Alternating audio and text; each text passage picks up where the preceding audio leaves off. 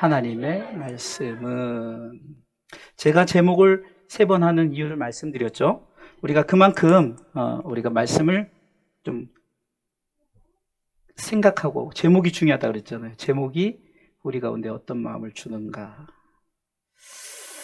오늘은 하나님의 말씀은, 하나님의 말씀, 하나님의 말씀의 2가지 의미를 우리가 생각해 보면은, 하나님의 말씀 2가지로 말씀하고 있는데 따라서 하십시오. 로고스와 레마. 이거는 좀 어려운 말이라기보다도 고유명사와 같은 거예요. 이래서 대통령이 고유명사잖아요. 아버지도 고유명사. 이것처럼 말씀을 우리가 크게는 로고스와 레마. 다시 한번, 자, 따라서 하세요. 로고스와 레마. 크게 로고스와 레마. 아멘. 이 로고스는 일반적인 말씀이에요. 일반적인 말씀. 우리가 보는 말씀이에요. 그럼 레마는 뭐라고 말하냐? 영감받은 말씀이에요. 조금 다르죠? 쉽게 설명하면 우리가 다 하나님의 말씀을 오늘 읽었어요. 하나님의 말씀은 살아서 운동력이 있고, 이거는 우리가 그냥 일반적인 말씀이에요. 누구나 그냥 우리가 읽으면서 하나님의 말씀은 살았고 운동력이 있구나, 이렇게 우리가 읽는 일반적인 말씀이 있고, 그런데 이것을 성령께서 감동시켜서 성령께서 알게 하는 말씀이, 이 말씀이 정말로 살아서 운동력이 있구나. 아까는 그냥 하나님의 말씀 살아서 운동력이 있어라고 마치 지식적으로 구구단을 외우듯이, 우리가 특히 잘 아는 여호와는 나의 목자시니 내게 부족함이 없으리로다, 이것은 그냥 단순히 일반적인 로고스의 말씀이에요. 영감의 말씀은 어떻습니까? 그분이 정말 나의 목자 되시고 나는 그분의 기르시는 양이기 때문에 그분이 나를 통해서 모든 것을 공급해 주시니까 나는 부족함이 없다라고 고백하는 것이 똑같은 말씀인데, 레마라는 거예요. 레마. 또 로고스는 그냥 말 그대로 성경입니다. 성경. 우리가 읽는 성경. 레마는 성령이 감동을 주어 깨달은 성경이에요. 성령께서 감동을 주어서 깨달은 말씀이라는 거죠. 우리는 오늘도 히브리서 4장 12절에 같은 말씀을 똑같이 읽었어요. 그러나 어떤 분은 이 말씀을 통해서 충격적인 내용원에 어떤 충격이 오는 거죠. 정말로 그 말씀이 나를 살리구나. 그 말씀이 내 삶에 정말로 나로 하여금 힘있게 살아가게끔 하는구나. 다르죠. 그렇기 때문에 우리는 하나님께서 주시는 이 성령의 감동으로 주어진 깨달은 말씀,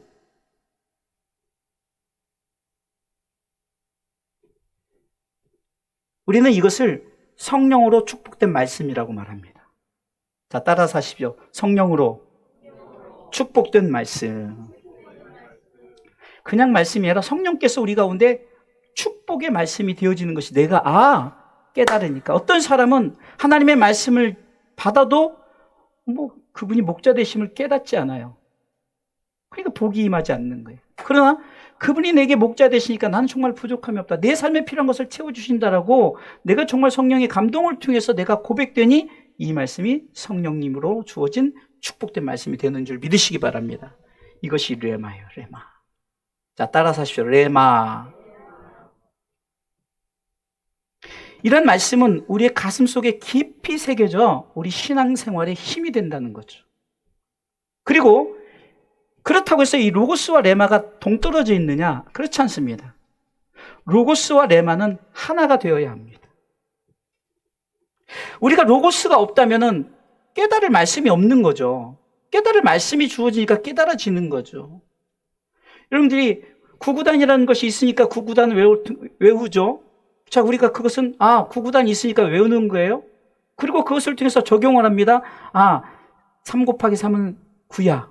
9 곱하기 9는 81이야 하면서 우리가 적용을 하죠. 그러니까 애초부터 구구단이 없으면 적용을 할 수가 없잖아요. 이게 로고스와 레마는 하나가 돼야 되는 거예요. 로고스도 중요하고 레마도 중요하다는 거죠. 둘은 마치 동전의 양면입니다. 여러분들, 우리가 500원짜리를 이렇게 봤을 때 한쪽은 500이라고 적혀 있고 한쪽은 항 모양이 있잖아요. 500 모양을 보여줘도 이것을 500원이라고 말하고, 앞면은 항면을 보여줘도 500원이라고 하잖아요. 로고스와 레마가 동떨어진 것이 아니라 하나라는 거예요. 마치 수레바퀴가 두 바퀴로 돌아가듯 이 두 바퀴가 동일하게 같이 돌아가야 된다는 거죠.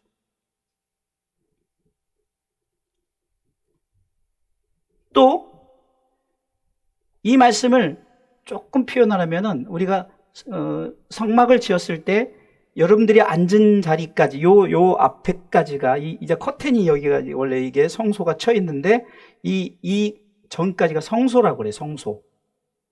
그러나 이 속은 여호와의 법궤가 있는 지성소라 그래요. 구약시대 성막을 통해서 주는 말씀은 백성들이 와서 요 앞에까지 그 제사장이 와서 그 대신하여서 이렇게 진행을 해나가요. 그러나 하나님께서 부르심이 있을 때 이 지성소에 들어와서 하나님께서 전달할 말씀을 받고 모든 백성의 죄를 사하는 그런 예배를 드리게 됩니다. 온전히 이루어질 것은 지성소까지 들어와야 되는 거예요. 성소에서 머무르면 안 돼요. 여러분들 신앙생활이 성소에서만 머물면 안 된다는 거예요. 말씀이 그냥 말씀을 아는 지식으로 끝나면 안 돼요. 하나님의 말씀은 성령의 감동으로 주어지기 때문에 여러분 우리는 가끔 그래요. 내가 무식해서 정말로 나는 배우지 못해서 나 환경이 이래서 아니에요. 아무 상관이 없어요.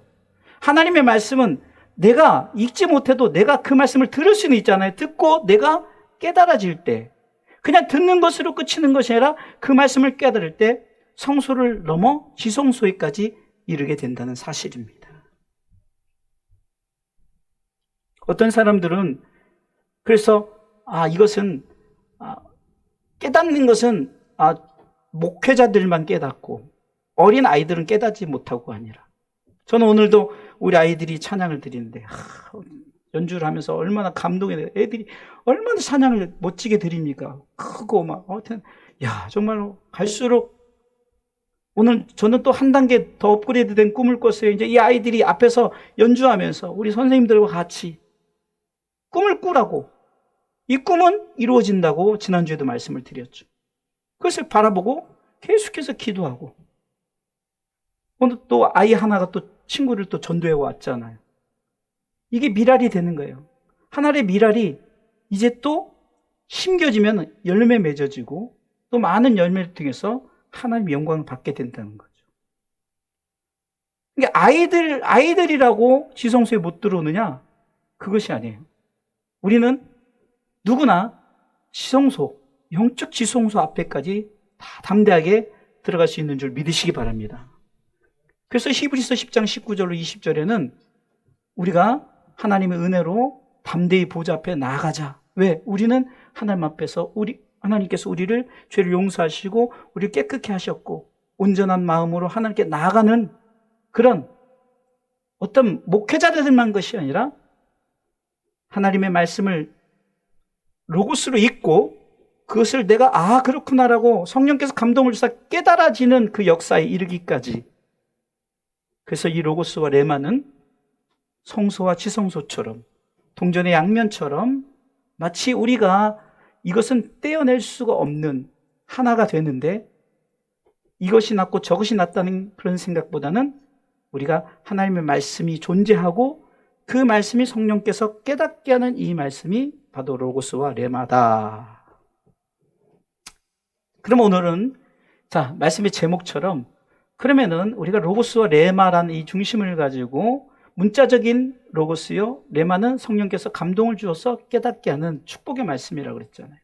자, 그러면 오늘 본문이 말하는 그 하나님의 말씀이 뭘까? 첫 번째 뭘까요? 첫 번째 읽습니다. 살아서 운동력이 있는 말씀입니다. 아멘. 살아있다는 거죠. 거기다가 살아있기 때문에 운동력, 움직인다는 거죠. 오늘 12절은 이렇게 시작하죠. 하나님의 말씀은 살았고 운동력이 있어. 할렐루야. 첫 번째 줄만 크게 읽습니다. 시작. 하나님의 말씀은 살았고 운동력이 있어. 아멘. 여러분들이 오늘 본이 돼야 돼요. 오늘 처음 나온 우리 어린아이가 예배는 이런 거구나라는 거를 알아야 되는데 우리 성도들이 열심히 읽고 그러면 교회 와서는 이렇게 말씀을 읽는 거구나 이렇게 알아지는데 성도들이 시켜도 벙어리처럼 말도 안 하고 이러면은 예배는 이렇게 벙어리처럼 드리는구나 이렇게 생각할 수가 있어요. 그래서 여러분들을 옆으로 가는 개가 옆으로 간다고 나무라지 말고 여러분들이 먼저 본을 똑바로 가는 영적 본을 보이시기 바랍니다. 말씀이 살아있기에 운동력이 있는 거예요. 당연히 살아있으니까 운동력이 있죠. 만약에 죽은 말씀이라면 운동력이 없죠. 이사야 선지자는 이사야 40장 8절을 통해서 하나님의 말씀이 살아있음을 이렇게 표현합니다. 크게 시작. 풀은 마르고 꽃은 시드나 우리 하나님의 말씀은 영영이 서리라 하라. 할렐루야. 세상의 꽃과 풀은 아무리 싱싱하다 해도 시간이 지나면 마르고 시들지만 그러나 하나님의 말씀은 마르지 않고 시들지 않음을 표현합니다. 제가 가끔 이런 고백을 하죠. 제가 좀 깜빡깜빡해가지고 하나님의 말씀을 잘못 읽을 수 있어요. 그렇다고 그 말씀이 그 자리에 없는 게 아니에요. 히브리서 4장 12절을 제가 잘못 읽어서 사도행전 4장 12절을 읽었다 하더라도 인간이 잘못 읽은 거예요. 로고스를 잘못 읽은 거예요. 사람이 이걸 잘못 읽었다고 해서 그 말씀이 죽어있는 말씀이 아니에요. 우리가 세상의 풀과 꽃들을 보면서 야 싱싱하다 하고 이렇게 와서 가져요. 사실 이건 좋아해요. 이거는 살아있는 게 아니잖아요. 살아있으면 이렇게 이거 하나로 몇 달을 보내질 못해요. 그죠? 길어야 일주일 다 시들어버리죠. 하나님의 말씀은 마치 이렇게 항상 존재하는 것처럼 죽어있지 않고 살아있어서 운동력 있게 움직인다는 거예요. 할렐루야. 한마디로 영원히 살아있다는 것을 말씀합니다. 영원히 살아있다. 태초부터 지금까지 영원토록. 성경은 천지를 창조하실 때가 죽어있는 세상을 살리심으로 표현을 하죠. 창세기 1장 1절에 태초에 하나님이 천지를 창조하시니라. 2절에 땅이 혼돈하고 공허하며 흑암이 깊음 위에 있고 하나님의 신은 수면에 운행하시니라. 아멘. 지금 보세요. 땅이 혼돈하고 공허하다는 것은 죽어 있다는 거죠. 흑암에 있다는 것은 죽어 있다는 거예요. 그때 하나님이 말씀합니다. 멋지게 여러분 하나님 음성으로 3절 시작. 하나님이 가라사대 빛이 있으라 하심에 뭐요? 빛이 있었고. 할렐루야. 죽은 세상에 하나님의 말씀이 살아서 운동력 있음을 보여주는 거예요. 빛이 있으라 하심에 빛이 있었고 궁창이 있으라 하심 있었고 다 있게 말씀으로 천지를 창조하신 줄 믿으시기 바랍니다. 죽은 세상이었지만 하나님이 말씀을 통해서 가라사대라고 했더니 다 하나님 말씀대로 다 되어지는 거예요. 살아있다는 것은 곧 살리는 말씀이라는 거예요. 아멘. 살리기 때문에 살아있게 되는 거죠. 그러니까 하나님의 말씀은 살리는 말씀이에요. 에스겔 37장에 마른 뼈를 살릴 때 그 코에 생기를 불어 넣음이 하나님께서 살리는 말씀이라는 거죠. 무엇을 살립니까? 먼저 육을 살리는 말씀이죠. 에스겔 37장 4절에 같이 한번 읽어보겠습니다. 또 내게 이르시되 너는 이 모든 뼈에게 대언하여 이르기를 너희 마른 뼈들아 여호와의 말씀을 들을지어다. 지금 뭐예요? 뼈들에게 말하는 거예요. 뼈가 한 사람의 뼈가 아니라 그냥 엄청나게 많은 그 골짜기에 다 죽어 있는 이제 뼈밖에 없어요. 6절은 이렇게 말씀하고 있습니다. 같이 읽어볼까요? 성경이 증명해요. 읽습니다. 너희 위에 힘줄을 두고 살 입히고 가죽으로 덮고 너희 속에 생기를 두리니 너희가 살리라. 또 나를 여호와인 줄 알리라 하셨다. 하라. 할렐루야. 말씀을 대언하는 거예요. 에스겔은 심부름만 하는 거예요. 너 말씀만 하라는 거죠. 자, 이 부분에서 우리는 아니 목사님 어떻게 그 마른 뼈들이 그렇게 될 수가 있어요? 이렇게 말하지만 창세기 1장 1절에 뭐라고 했어요? 태초에 하나님이 천지를 창조하시느니라. 할렐루야. 제가 또 표현하죠. 지구는 전 우주로 봤을 때 점도 안 된다. 이 점도 아니에요. 그냥 이 우리가 볼펜에 그 점 하나도 안 돼요. 우주를 창조하신 거예요, 하나님이. 그런데 마른 뼈? 거기에 살 붙이고 못하겠습니까? 여러분들, 우리는 이렇게 생각을 할 수가 있어요. 이 사람이 원래 원소가 흙이라고 해요. 흙으로 성경에서 분명히 말하잖아요. 창세기 2장 7절에. 흙으로 사람을 지었어요. 그리고 그 후에 생기를 불어넣었죠. 흙에 흙. 인간이 뭐 게놈 프로젝트다, 어떤 뭐 복제다 해가지고 막 이렇게 하죠. 인간은 그렇게 아무리 창조를 하더라도 뭐가 있어야 창조를 하는 거예요. 이게 유에서 유가 되는 거죠. 그러나 하나님 무에서 유를 창조하셔요. 쉽게 얘기해서 인간의 여러 가지 인간이 여러 가지 원소로 되어 있지만 이 5가지 원소로 되어 있대요. 근데 흙도 5가지 원소로 되어 있어요. 인간이 과학에 아무리 발달해도 흙 던져주면서 야, 사람 만들어봐. 절대 못하는 거예요. 이거는 하나님만이 하실 수 있는 거예요. 하나님만이 하실 수 있는 것을 우리에게 보여주는 게 인간 창조예요. 흙으로 만드세요. 만약에 어떤 다른 거로 원숭이를 가지고 만들었다. 이렇게 그러잖아요, 지금. 우리 아이들이 그렇게 배우잖아요. 저도 전 다른 건 몰라도, 오스트랄로피테쿠스인가? 그냥 그렇게 가르치잖아요. 진화론을. 하나님은 성경에서 보면 흙으로 인간을 만들었다 그러죠. 그 하나님이 마른 뼈를 통해서 살을 입히는 것은 하나님이 말씀하시면 그대로 되는 줄 믿으시기 바랍니다. 7절에 보세요. 7절. 에스겔 37장 7절. 같이 읽습니다. 에스겔 37장 7절. 이에 내가 명을 쫓아 태어나니 태어날 때 소리가 나고 움직이더니 이 뼈 저 뼈가 들어맞아서 뼈들이 서로 서로 탁탁탁 맞아 들어간 거예요. 김아무개 뼈끼리 탁 맞아 들고 황아무개 뼈끼리 탁 맞아 들어가는. 그리고 그곳에 살이 입혀진. 이것을 환상을 통해서 보여주는 거예요. 이렇게 육을 살리는 하나님의 말씀은 육을 살려요. 죽은 것보다 뼈밖에 없는 시체를 살리는 것을 보여주면서 하나님의 말씀은 너희가 믿고 태어나라는 거죠. 말씀을 너희들이 네 말이 아니라 내 말이니까 너는 그냥 대표해서 그냥 태어나라는 거예요.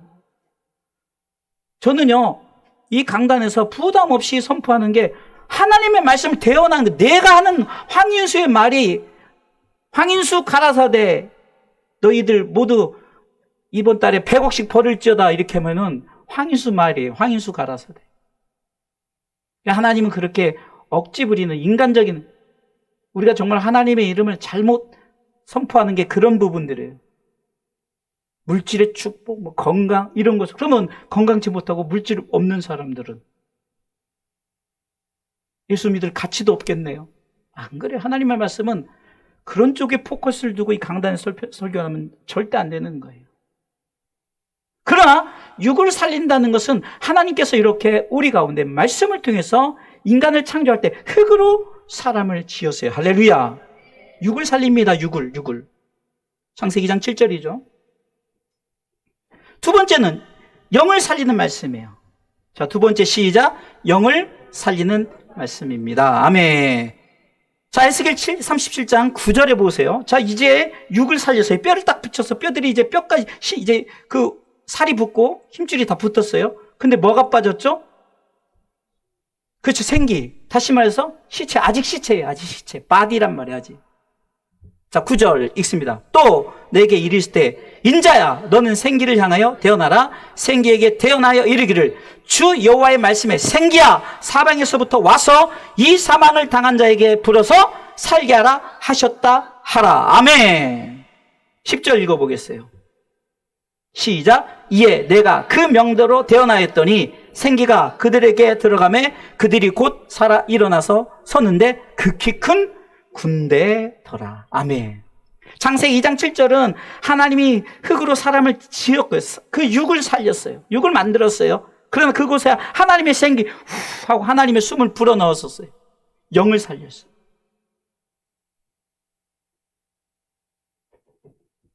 로고스는 이와 같이 육이에요. 그러나 레마는 그 속에 영이 들어가네요. 성령의 감동이, 성령의 역사가. 육을 살릴 때도 공통적으로 7절에 뭐라고 말하니까 이에 내가 영을 쫓아 태어나니. 할렐루야. 하나님의 말씀을 쫓아 태어난 거예요. 태연. 10절에도 이에 내가 그 명대로 태어하였더니. 할렐루야. 태어나는 거예요. 하나님의 말씀을 태어나는 겁니다. 그러게 하나님의 말씀은 살아있기에 영육간에 따라서 하십시오. 영육간에 살리는 말씀입니다. 할렐루야. 그래서 요한삼서 1장 2절에는 사랑하는 자여 내 영혼이 찰됨같이. 할렐루야. 영혼이 없으면 육은 아무 의미가 없다는 거죠. 시체예요, 시체. 영혼이 잘 돼야만이 육도 효력이 있는 거죠. 그래서 성경은 영육간에 무엇보다 영혼이 잘 되는 것이 중요하다. 그래서 살아서 운동력이 있는 말씀이기에 육도 살리고 영도 살리는. 할렐루야. 이 말씀인 줄 믿으시기 바랍니다. 두 번째요. 하나님의 말씀은 두 번째는 같이 읽어보겠습니다. 두 번째 테마. 왜 안 띄워주죠? 날선 검으로 치료하는 말씀입니다. 날선 검으로. 히브리서 4장 12절은 이렇게 말합니다. 좌우에, 자, 두 번째 시작. 날선 검으로 치료하는 말씀입니다. 아멘. 우리 시찰장님이 우리 예배 영상을 이렇게 이제 봤어요. 불어하는 게, 어이구, 목사님네 교회는 막 자막이 나가서 막 성도들이 읽는 소리가 들리대요. 왜 이렇게 시청각을 합니까? 여러분, 요즘에는요, 참 하나님이 이 문화를 잘 이용해서 여러분들 잘 읽으면 얼마나 도움이 됩니까?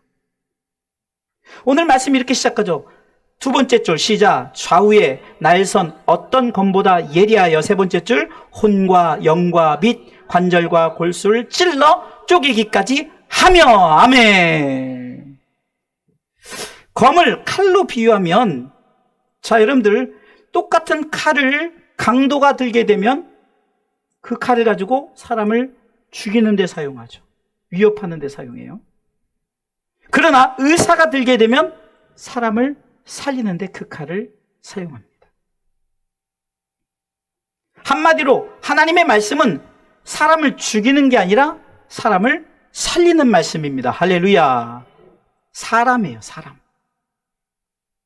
하나님의 말씀이 고양이에게 주어진 게 아니에요. 돼지나 개한테 주어진 게 아니에요. 그래서 아무리 진주 목걸이를 가져도 그것을 사람한테 걸어야 진주 목걸이가 효과 나지. 여러분, 진주 목걸이가 너무 좋은데 그것을 돼지한테 목에 걸면은 그 진주 목걸이가, 야, 되게 미스터 돼지, 진주 목걸이를 목에 하니까 굉장히 멋있어요. 미스 코리아 나가도 되겠어요? 이게 아니죠. 사람이에요. 따라서 하십시오. 하나님의 관심은 사람, 곧 영혼입니다. 하나님의 관심은 사람이에요. 짐승에게 있지 않아요.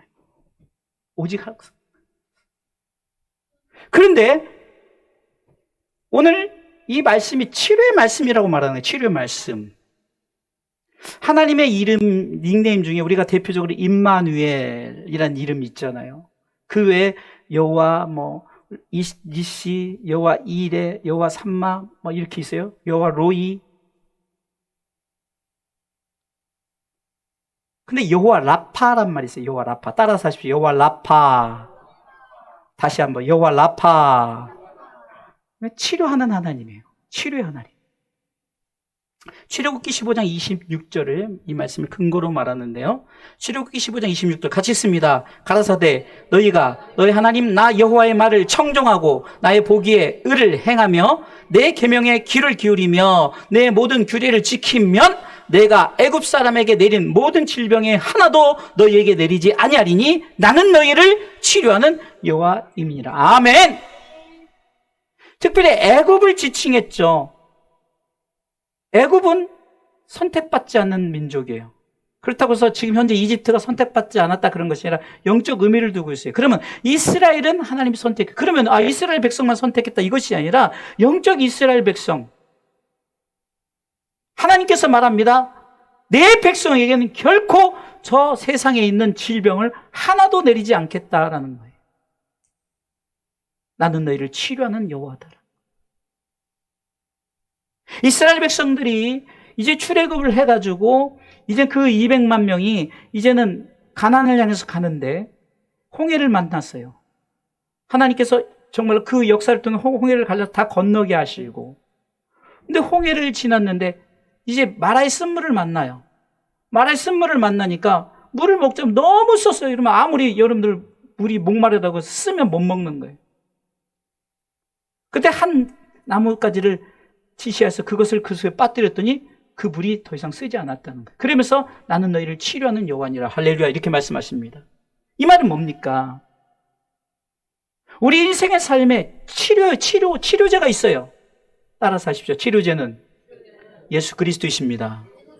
제가 이제 결론의 말씀을 드릴 거지만 치료제가 예수 그리스도예요. 근데 치료의 조건이 있어요. 첫 번째 말씀을 청종하고 지키라고 그러죠. 자, 오늘 26절 전반부에 출애굽기 15장 26절 한번 읽어볼까요? 다시 읽습니다. 가라사대 너희가 너희 하나님 나 여호와의 말을 청정하고 나의 보기에 의를 행하며 내 계명에 귀를 기울이며 내 모든 규례를 지키면, 쉽게 해서 하나님의 말씀을 잘 듣고 지키면이에요. 여러분들이 치료를 받으려면은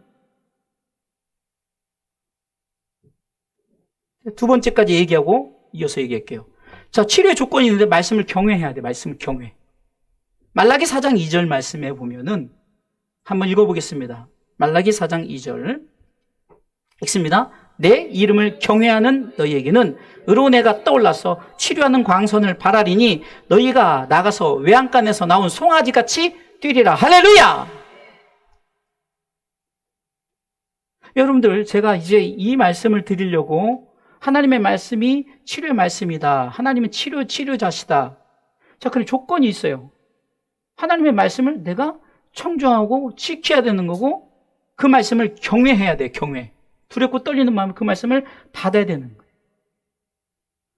그런데 우리는 삶 가운데 병이 들면 그냥 기도 제목 딸랑, 목사님 기도해 주세요. 딸랑 던져놓고 자기는 영적인 생활 아무것도 안 하고, 마치 제가 무슨 기도 메이커도 아니고, 저는요 아무것도 안 해요. 중보 역할은 해요. 오늘 조건이 있죠. 치료 받으려면 어떻게 하라고요? 하나님의 말씀을 들었으면 지켜 행하려고 노력을 해야 되는 거예요. 그리고 그 말씀을 들고 떨리는 마음으로 받아들여야 되는데, 우리는 그냥 고쳐만 주세요. 내가 정말로 내 삶에 어떤 문제가 해결돼야지, 자꾸 내가 어떤 계속 어려운 문제가 있다. 꼭 이것은 육적인 병을 말하는 것이 아니라 영적 병을 말하는 거죠. 내 신앙생활에 영적인 병이 들었다. 정말 치료받아야 돼요. 제가 특별 기도 제목을 놓고 기도할 때마다 기도하는, 항상 먼저 기도하는 것이, 아마 하도 여러분들 들어서 할 거예요. 영혼이 잘 되기 위해서 먼저 기도해요. 영적 치료를 받아야 되니까.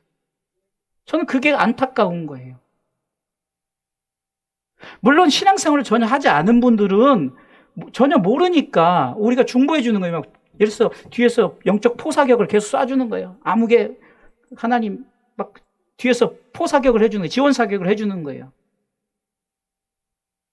그런데 믿음 생활 하는 사람들은 스스로가 하나님의 말씀을 자꾸 청종하고 지키려고 하고, 그리고 그 말씀 앞에 경외하는 마음으로 나가려고 노력을 해야 되는 거예요. 할렐루야! 그때 치료하겠다고 말씀해요. 말씀을 청종하고 지키고 그 말씀을 경외하시길 주님의 이름으로 축원합니다. 그럴 때 하나님의 말씀이 여러분들에게 치료의 광선을 바라고, 애굽 사람이 내린 질병은 하나도 너에게 내리지 않던 말씀이 우리 가운데 적용되는 줄 믿으시기 바랍니다. 자, 마지막 세 번째는요.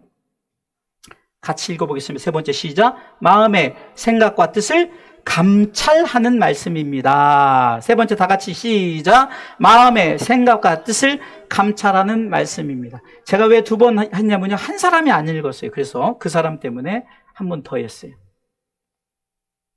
자, 히브리서 4장 12절의 마지막 줄에 보면, 자, 읽어볼까요? 또 마음의 생각과 뜻을 감찰하나니. 할렐루야. 감찰한다는 것은 두루두루 살피는 것을 말합니다. 하나님이 내 마음을 두루두루 살펴보고 계신 거예요. 두루두루. 말씀이 우리의 마음을 두루두루 살핀대요.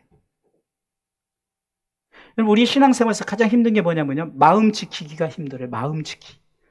내가 정말 예배 생활해야지. 내가 수요예배 나와야지. 내가 금요예배 나와야지. 내가 정말 하나님 앞에 온전한 11조 온전한 감사를 해야지. 마음을 먹었는데 지키기가 힘들어요. 근데 말씀이 감찰한다는 거예요. 잘 지키나 안 지키나. 그러면 성경은 마음에서 인간이 자꾸 마음이 흔들려요. 그래서 우리가 철학자 파스칼, 여러분 아마 다 알 거예요. 인간은 생각하는 갈대다. 흔들린다는 거죠. 인간은 자꾸 생각을 통해서 흔들리는 갈대라는 거예요. 성경은 마음에 대해서 어떻게 말씀합니까? 잠언서 4장 23절에 이렇게 말씀하고 있습니다. 잠언서 4장 23절 같이 읽습니다. 무릇 지킬 만한 것보다 더욱 네 마음을 지키라. 생명의 근원이 이에서 남이니라. 아멘. 여러분 말씀의 문자를 잘 보셔야 돼요. 마음을 지키기 위해서 제발 우선순위로 생각하는, 그러니까 내 삶의 우선순위가 뭐냐? 마음 지키기예요. 그렇죠? 안 그렇습니까? 마음 지키는 것, 이것이 우선순위 아니겠어요? 내가 신앙생활에서 내가 이렇게 해야지 마음을 지키는 거, 이게 우선순위라는 거예요. 세상에 어떤 무릇 지킬 만한 것보다는 것은 먼저 우선적으로 너희 마음을 지키라는 거죠. 마음을 잘 지키지 못함으로 우리에게 영원한 생명의 근원이신 예수 그리스도를 믿고 사는 것에 흔들린다는 거예요. 그러니까 마음 지키지 못하면 생명의 근원을 놓쳐버린다는 거죠. 시편에 보면은 그냥 선지자를 통해서 하신 말씀이 뭡니까? 자꾸 우리는 밑 빠진 독에 물 붓는 행위를 해요. 마음을 메꿔야죠. 성령으로 메꿔야 돼요. 구멍 나 있는 거 메꿔야 돼요. 사단이 자꾸 여기 찌르고 저기 찌르고, 처음에는 여러분들 뚝이 무너질 때 조금 요가 했을 때 또 여기 저기 이렇게 사단이 마치 우리 마음의 뚝을 한 군데만 하면 안 무너져요. 근데 여기저기 하니까 그냥 괜찮겠지. 뭐 이거 콕 한번 찔러서 뚝이 무너지겠어? 나중에 뚝이 무너지죠. 삼풍백화점, 성수대교, 뭔가 분명히 콕콕콕 찍어 놔서 이거 진단했을 때 이거 고쳐야 되는데 안 고치니까 나중에 빠르르 무너져 버리는 거예요. 마음도 마찬가지입니다. 우리가 마음을 지키지 못하니까 예수 그리스도를 믿는 믿음이 멀어져 가고 나중에는 아예 포기해 버린다는 거예요. 그래서 하나님의 말씀의 감찰은 우리가 말씀이신 예수 그리스도를 믿고 구원받아 천국 가도록 하신다는 것. 읽어볼까요? 하나님의 말씀의 감찰은 시작. 우리가 말씀이신 예수 그리스도를 믿고 구원받아 천국 가도록 하신다는 것. 할렐루야. 믿고 구원받아 천국 가는 것. 따라서 하십시오. 믿고 구원받아 천국 가는 것. 이거 지켜야 되는 거예요. 이거 지켜야 되는 거예요. 조금만 누가 서운하게 하면 나 교회 안 나가. 교회 안 나가면 누구 손해요? 자기 손해예요. 자기가 정말 천국을 안다면. 근데 마치 목사님한테 위협하듯이 목사님 나 교회 안 나가요.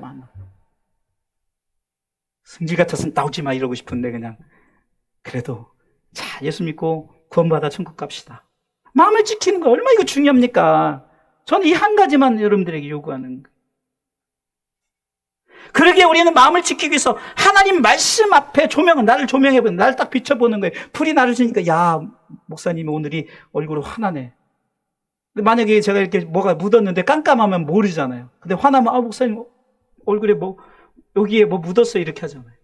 이 조명하는 거예요. 말씀이 조명해서, 야, 너 뭐 묻었구나. 마음을 감찰. 야, 그거 닦아야지. 너 이렇게 해야지. 성령께서 마음을 감찰하셔요. 저는 우리가 이 부분을 얘기하고 싶은데요. 말과 말씀이 있어요. 말과 말씀. 세상의 말과 하나님의 말씀을 잘 분별하시기 바랍니다. 우리는 하나님의 말씀, 곧 성경이 원어로 뭐라고 말해요? 캐논. 따라서요. 캐논. 캐논이란 말은 잣대란 말이에요. 여러분, 잣대, 잣대라는 거예요. 이게 변치 않는 잣대 같은 불변한 말씀이라는 거죠. 인간의 눈의 실수는 평행선 같지만 살짝 틀어놔도 우리가 볼 때는, 야, 저거 똑같은 수평선이라고 이렇게 말합니다. 그냥 눈으로 보면 평행선 같은 말씀이에요. 그러나 잣대를 당겨서 계속 해보면, 이게 틀리네? 이게 뭔가 틀어져 있네? 바로 이 잣대인 말씀이 그것이 평행선인지 아닌지를 감찰한다는 거예요. 우리 마음에 말씀을 우리가 그냥 내 마음대로 내가 복음이 돼서 막 가를 때, 야, 그거 아니야. 그건 네가 복음이고, 나의 복음이 하나님의 말씀이야라고 잣대를 대주면서 딱 정확하게 한다는 거예요. 우리 세상의 말들이 너무 현혹되어 있습니다. 잘 들으세요. 이 부분이 제 말이 맞는지 안 맞는지. 대표적으로 뭐죠? 유튜브입니다. 유튜브.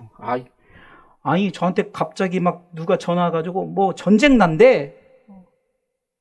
또 뭐가 이렇대. 어디서 근거 있고. 유튜브에서 그런 거. 유튜브. 죄송하지만 하나님의 말씀보다 유튜브를 더 믿어요. 이 시대가. 그것도 그리스도인들이. 우리는 하나님의 말씀 얼마나 신뢰합니까? 하나님의 말씀과 사람의 말을 분별할 줄 알아야 되는 거예요. 말로 장난치지 마십시오. 마태복음 4장에는 사단이 하나님의 말씀을 가지고 말장난을 하죠. 잘 들어보세요. 예수님을 시험하는 두 번째 시험에서 하나님의 말씀을 가지고 사단이 예수님께 나오는데, 마태복음 4장 6절 읽어볼까요? 가로되 네가 만일 하나님의 아들이거든 뛰어내리라 기록하였을 때 저가 너를 위하여 그 사자들을 명하시니 저희가 손으로 너를 받들어 발이 돌에 부딪히지 않게 하리로다 하였느니라라고 시편 91편 12절의 말씀을 가지고 나오는 거예요. 높은 성전에 뛰어내려봐! 하나님의 말씀에 네 아버지 하나님이 그 말씀에 뭐라고 뛰어내리면 받쳐준다며? 뛰어내리래요. 시편 91편 12절 읽어보겠습니다. 저희가 그 손으로 너를 붙들어 발이 돌에 부딪히지 않게 하리로다라고 이 시편의 말씀을 가지고 사단이 가져서, 하지만 이것이 말씀입니까? 말입니까? 로고스이지만 레마가 되지 않은 거예요. 말씀 가지고 말장난하는 것은, 제가 이 강단에서 말씀을 가지고 말장난하는 것 여러분 듣지 마십시오. 하나님의 말씀을 읽을 때 사람의 말로 받지 말아야 돼요. 데살로니가서 2장 13절에 하나님의 말씀을 받을 때 사람의 말로 받지 않을 때, 이 말씀이 그렇다, 아멘 하면 그 역사가 나타나는 데살로니가 교회의 모습을 볼 수가 있습니다.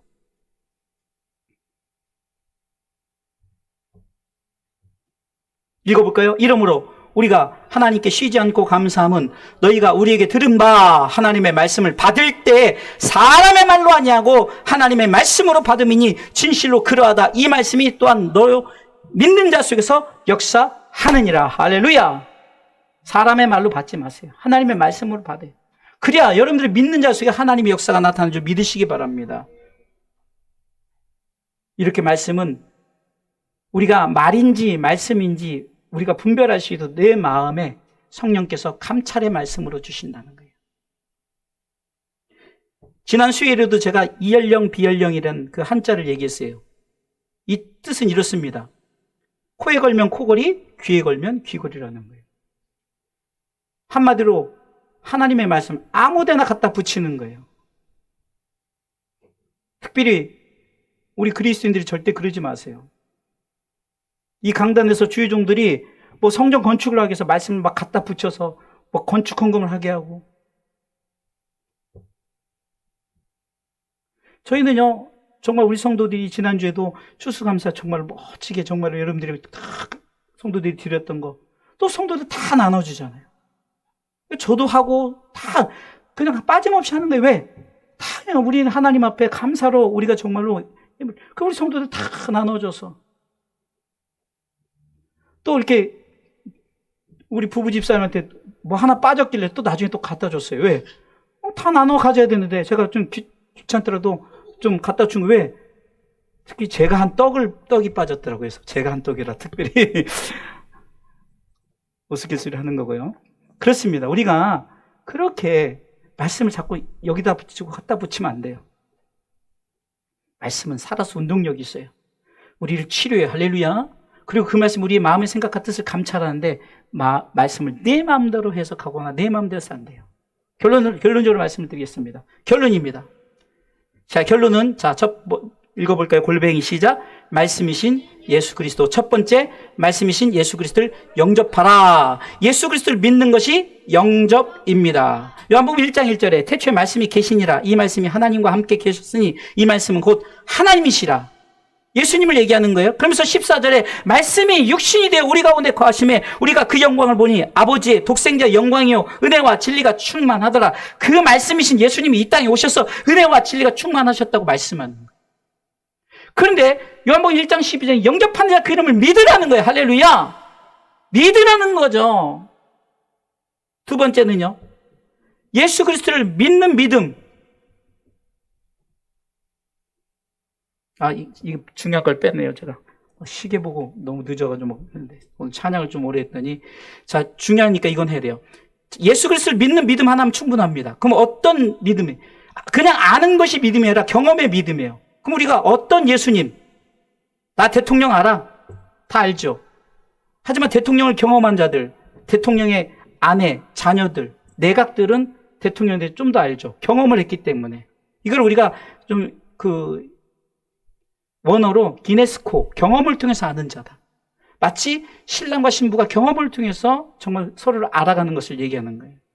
그러니까 우리가 예수님 알아. 이거 불신자들도 기쁘다 구주 오셨네 해요. 그거는 그냥 아는 거예요. 12월 25일. 그러나 우리는 특별히 알죠. 읽어볼까요? 예수님 그분이 첫 번째 날 위해 오셨고, 두 번째 날 위해 죽으셨고, 세 번째 날 위해 부활하셨고, 네 번째 날 위해 승천하셨고, 다섯 번째 날 위해 재림하시겠다고 약속하심. 할렐루야. 성경을 통해 믿는 것을 말하는 거예요. 이것을 믿으라는 거죠. 그냥 맹목적으로 믿어라가 아니라 이 예수님의 다섯 가지 예수님, 성육신, 십자가, 부활, 승천, 재림. 할렐루야. 성경을 통해서 믿는 것을 말하는 거예요. 성경이 우리 가운데 이것을 말씀하셨죠. 자, 두 번째는 말씀이신 예수 그리스도를 체험하시기 바랍니다. 그럼 어떤 체험입니까? 하나님의 자녀의 권세의 체험이에요. 자녀가 아니라 권세의 체험을 하라는 거예요. 영접하는 자, 요한복음 1장 12절, 영접하는 자 그 이름을 믿는 자들 하나님의 자녀가 될 뿐만 아니라 권세를 줬다. 할렐루야. 지난 금요일에 천사보다 우월한 그리스도인에 대해서 말씀을 나누었어요. 우리가 천사에 대해서 천사는 대단하다 말하지만 천사는 우리가 부리는 종이에요. 우리는 천사를 심판해요. 천사를 심판할 정도로 우리에게 권세가 주어진 줄 믿으시기 바랍니다. 왜 우리가 천사들보다 우월한 그리스도인일까요? 다른 것이 하나님의 자녀이기 때문에. 천사는 하나님의 자녀가 아니에요. 부리는 종이에요. 하나님의 자녀가 예수 그리스도죠? 그럼 예수 그리스도는 하나님의 자녀요. 우리는 양자대. 성경 로마서 8장 우리 양자 삼으셨어요. 우리도 똑같이 예수님 보좌 우편에 하실 때 우리도 우편에 앉게 한 줄 믿으시기 바랍니다.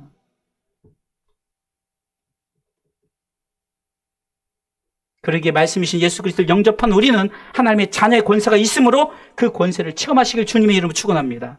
자, 말씀을 정리해 볼게요. 한번 쭉 읽어보도록 하겠습니다. 하나님의 말씀은 첫 번째, 살아서 운동력 있는 말씀입니다. 두 번째, 날선 검으로 치료하는 말씀이. 크게 읽으세요. 세 번째, 마음의 생각과 뜻을 감찰하는 말씀이십니다. 말씀이신 예수는 그리스도시라는 거예요. 첫 번째, 말씀이신 예수 그리스도를 영접하시기 바랍니다. 예수 그리스도를 믿는 것이 영접입니다. 말씀이신 예수 그리스도를 체험하시기 바랍니다. 하나님의 자녀의 권세를 체험하시기 바랍니다. 할렐루야.